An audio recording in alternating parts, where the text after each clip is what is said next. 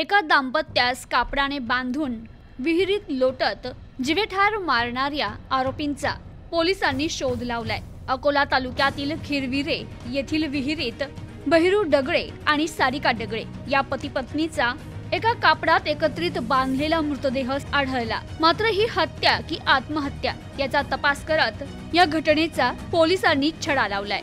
सावत्र मुलगा आणि सावत्र सून असल्या कारणावरून एका विवाहित दाम्पत्याच्या कमरेला एकाच कपड्यानं बांधून त्यांना त्यांच्या शेतातील विहिरीत ढकलून देत पाण्यात बुडवून जीवे ठार मारलं। या प्रकरणी जन्मदाता वडील आणि सावत्र आईसह चौघांवर अकोले पोलीस ठाण्यात गुन्हा दाखल झाल्यानं खळबळ उडाली। या प्रकरणी सावत्र आईसह मयत मुलाचे वडील आणि सावत्र आईला पोलिसांनी जेरबंद केलाय। सारिका डगळे आणि बहिरू डगळे यांचा 2 महिन्यांपूर्वीच विवाह झाला होता।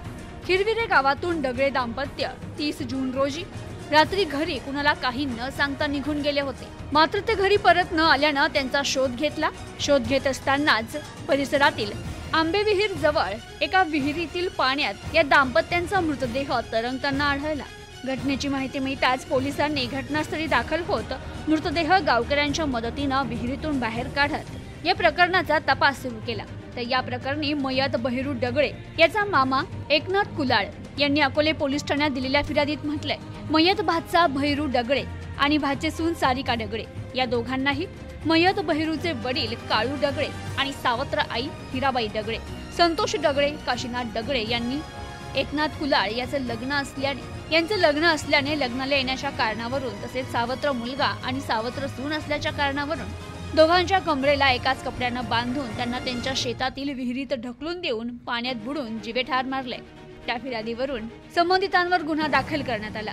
तर तानाबाई डगळे यांनी अकोले पोलीस ठाण्यात दिलेल्या फिर्यादीत म्हटलंय, मयत नातू बहिरू आणि नातसून सारिका डगळे या दोघांना मारल्याच्या संशयावरून मनात राग धरत एकनाथ कुलाळ, सोमनाथ कुलाळ, रोहन तळपाडे, विजय तळपाडे, रामू साबळे आणि इतर 10-12 लोक यांनी रात्रीच्या सुमारास गैरकायदा मंडळी जमवत बंद घरात अनधिकाराने शिरत घरातील संसारोपयोगी वस्तू आणि संपूर्ण 7 खणी सागवानी घर, 2 मोटरसायकली, ट्रॅक्टर तसेच धान्याची पोती पेटवून देत नुकसान केले।